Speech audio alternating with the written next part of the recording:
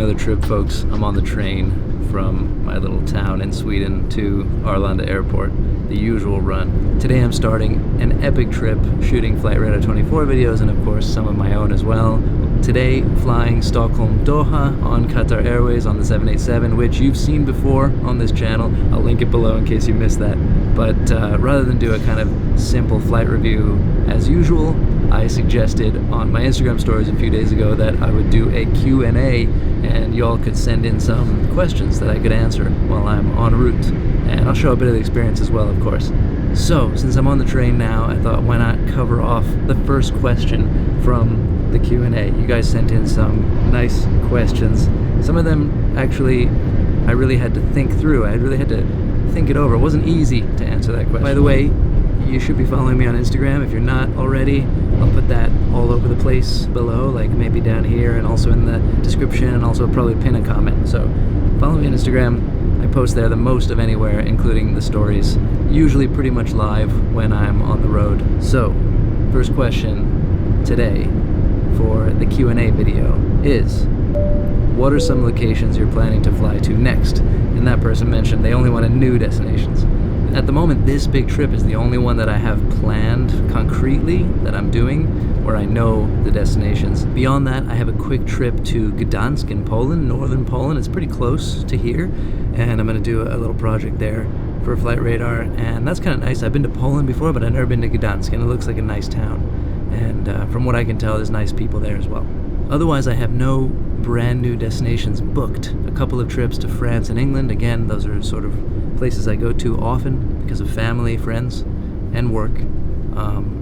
Summer trip to Nice, which should be kind of nice. But everything else is theoretical. I'm kind of still planning it and trying to see if I can put it together. So one of the places I'm planning to put together at some point for the next southern summer, so our northern winter, is Antarctica, trying to get there. That's big on the list. And on the way, I want to go to Argentina and try and fly some of these Fokker 28 jets they're flying down there, some of the oldest planes in commercial service that I can find. And that was thanks to a couple of you out there who were watching the Flightradar videos and mentioned when I flew the 737-200, which was 46, now maybe 47 years old, you all mentioned that there's these really fascinating Fokker 28s in Argentina, operated by the Argentine Air Force, but flying for an Argentine airline. Kind of essential air service routes, as I understand it. So that would be a really cool combination trip. And if I could also combine that with something over to the Falklands, maybe Patagonia. Very tempting to go back to Easter Island. I went to Easter Island some years ago, but that was when I wasn't filming videos. So I'm kind of looking at Southern Cone, South America as my next big hit list for new places, at least new places that I haven't shown here, and also some that are brand new to me. Tell you what, I need to take the 518 train more often. Nobody around. I can talk to the camera freely and not worry about who's overhearing or who thinks I'm weird. And yeah, just no crowds to deal with whatsoever. I'm pretty much on time too, so that's nice. Now I got another question on the Instagram Q&A box asking what's one route I would really like to see flown. And of course I have to go selfish with that one. I want Stockholm, San Francisco, or Oakland. I'd take Oakland. We used to have that with Norwegian. I want that non-stop so I don't have to connect somewhere. And Tokyo would be nice too, Stockholm, Tokyo. They were about to launch it and then the pandemic hit, and now I don't know if it'll ever come again.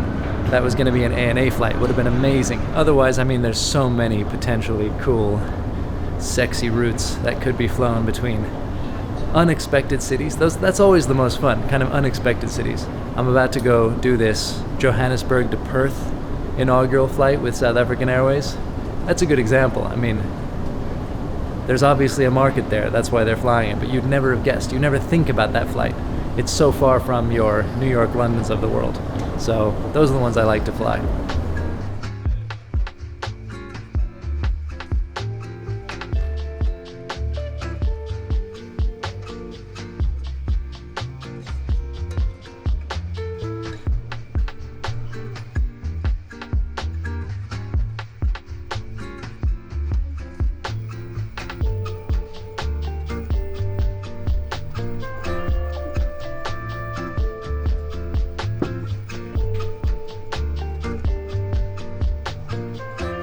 When I'm traveling, doing shooting for Flightradar24, it's really intense, non-stop, usually every day, full days, cockpit and airport access, that kind of thing. Those are really intensive days where we're just shooting as much as possible, and it's like a really tiring experience, but exciting, of course.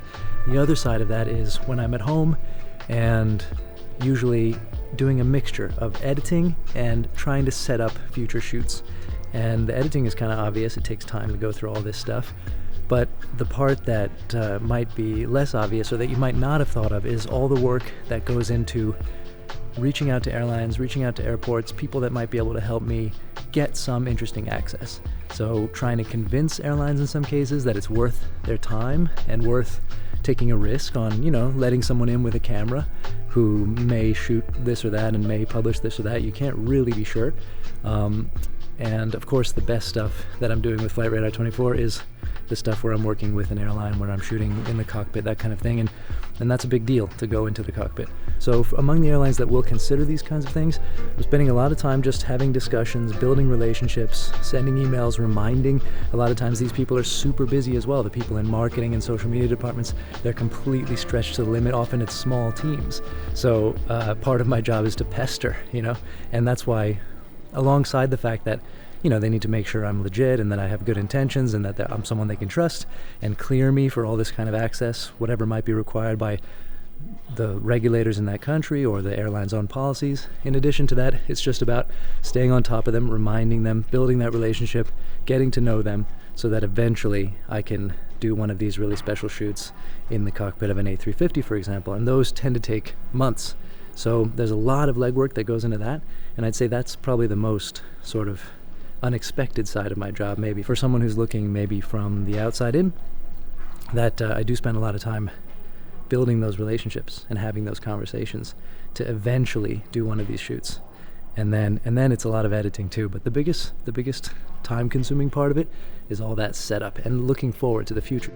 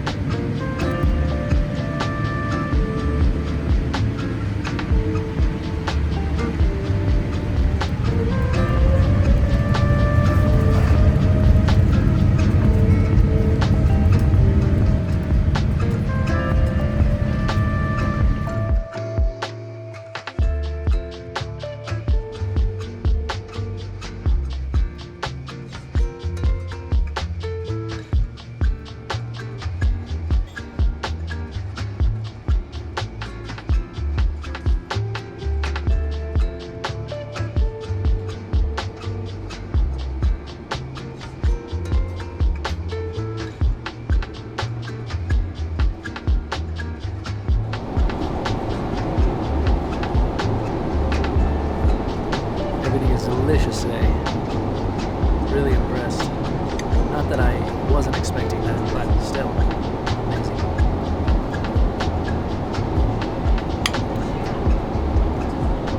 I love that the cheesecake is purple. So continuing with the Q&A, I had another question that asked, what is the hardest part about my job and what do I like most about it? And so I'll treat that question as covering everything that I do, which is kind of varied. It's not just airplane videos, but it is a lot of airplane videos these days, and traveling around and basically making YouTube videos with some social media on the side. So there's a couple things that are hard about my job. One is the perseverance you need and the tenaciousness to keep sort of going after better and better experiences, stories, trips, access. It requires a lot of just legwork, like I mentioned before. You're just constantly sort of having to keep track of everyone that you've been in touch with, everyone that you might be in touch with, and whether you need to sort of push again, remind them, get the ball rolling again, see how you can make a sort of vague idea turn into a real project. But also it's the constant travel, crossing time zones, different thing every day, where basically keeping up a routine can become really difficult. So that can start to affect your eating habits, your physical fitness routines, things like that, which, you know, they're important. in order to stay kind of healthy and sound of mind and body, right? You want to keep those good habits going, and these sort of trips, while they're super fun, can totally throw that stuff off. That kind of relates to what my favorite thing about the job is, which is that every day is completely different. It's the most variety I could ever imagine. It's kind of why I got into journalism more broadly in the first place, because it meant that on any given week I could be delving into a totally new subject that I know nothing about and learning about it, speaking to experts about it, getting just enough of a knowledge of it that I'm not going to be an expert like the people I'm talking to. I'm not going to be able to fly the A350 like the pilots I'm talking to, but learning more about it than your average person gets to know, and direct from the source, right? Not to mention being in a different place every day, getting to go all around the world. I get to think up places I want to go, things I want to see, airplanes I want to fly, and build trips and projects around it, justify that travel. And I'm lucky enough to get to do it mostly in premium cabins. That of course helps, but come on, it's just the most amazing thing. I'm so grateful every day that I get to wake up and do something likely totally different. Even if I'm just editing at home, which I do every day, the stuff I'm editing is totally different as well. So yeah, it's pretty great. And I wouldn't trade it. I wouldn't trade it at all. Although I would like to find a way to have a slightly better work-life balance where I'm not going so hard all the time. Right now is a particularly busy time, and I think I do take some time off. I don't avoid. I know how important that is. I have a Northern European mindset about that for sure, but I think I could do more kind of balance on a daily basis or a weekly basis, rather than just like going all out for a few months and then taking 3 weeks off. That's good too, but I feel it could be something that leads to burnout. So yeah, keeping healthy, keeping sane while doing all this amazing stuff, that's an interesting challenge, a sort of central challenge of my life right now, and one that I welcome, one that I am glad to try and meet and figure out.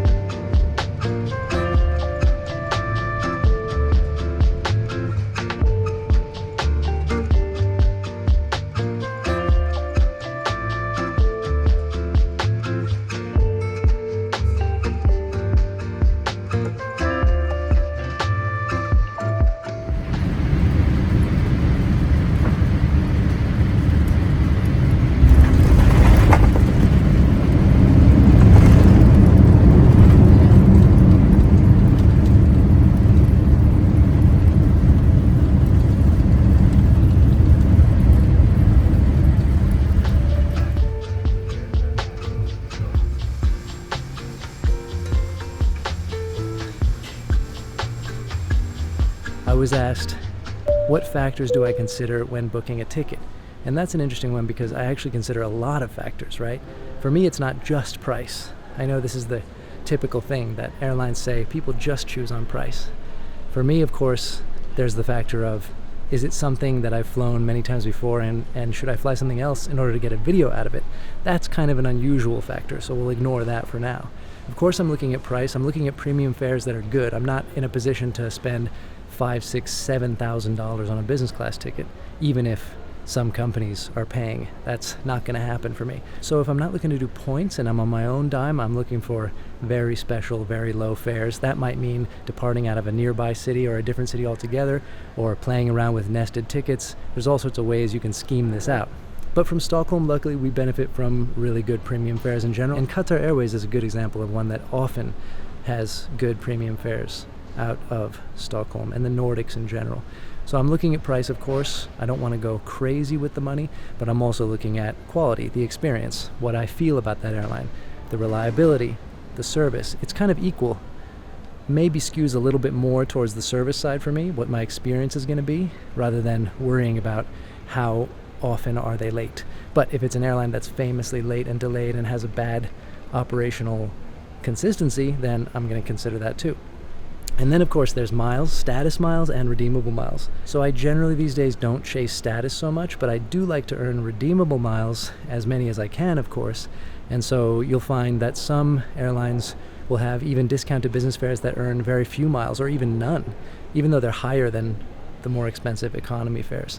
So I'm obviously taking that into account. And then finally, there's the configuration and the particular aircraft. So not all aircraft in any given airline are alike, as many of you will know, and the actual seating configuration and what seat you can get on that particular flight that day that's available to you might make or break the flight. It might mean the difference between a terrible flight crammed in full of other people not nice to having a relatively comfortable experience, especially in economy.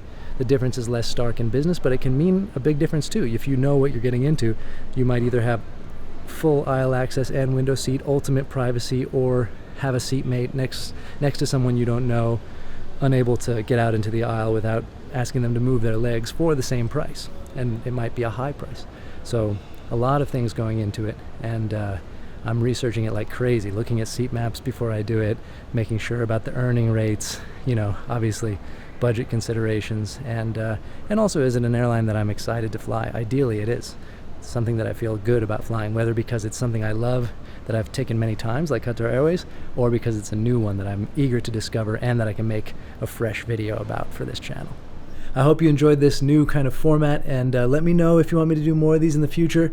It was kind of fun to do a slightly different take on a typical flight that I might do and just answer your questions along the way. Actually interesting for me too to have to sort of think through these things and come up with good answers, look inside myself a bit, not just indulge in onboard champagne on Qatar Airways and complain about minor service failures. So thanks for coming along on this one. Thanks for listening. And yeah, let me know what you thought. Let me know if you have any other questions. We can add them to a list for maybe a future video. Thanks a lot from Doha. I'm Gabe Lee.